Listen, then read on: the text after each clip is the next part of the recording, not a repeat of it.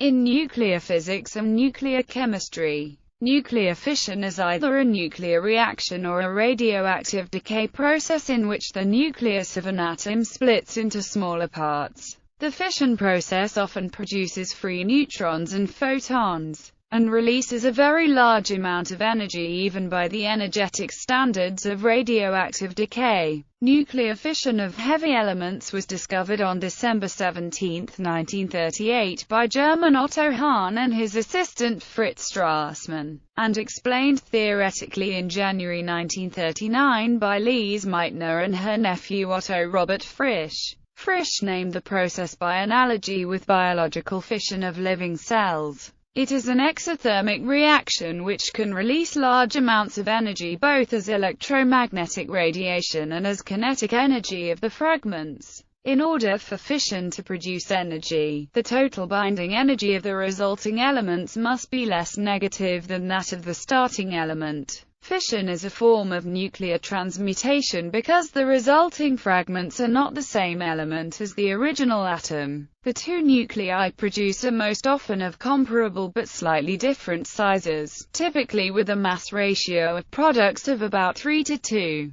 For common fissile isotopes, most fissions are binary fissions, but occasionally, three positively charged fragments are produced in a ternary fission. The smallest of these fragments in ternary processes ranges in size from a proton to an argon nucleus. Apart from fission induced by a neutron, harnessed and exploited by humans, a natural form of spontaneous radioactive decay is also referred to as fission, and occurs especially in very high mass number isotopes. Spontaneous fission was discovered in 1940 by Flyorov, Peterzak and Kurchatov in Moscow, when they decided to confirm that, without bombardment by neutrons, the fission rate of uranium was indeed negligible, as predicted by Niels Bohr. It wasn't. The unpredictable composition of the products distinguishes fission from purely quantum tunneling processes such as proton emission, alpha decay and cluster decay, which give the same products each time. Nuclear fission produces energy for nuclear power and drives the explosion of nuclear weapons.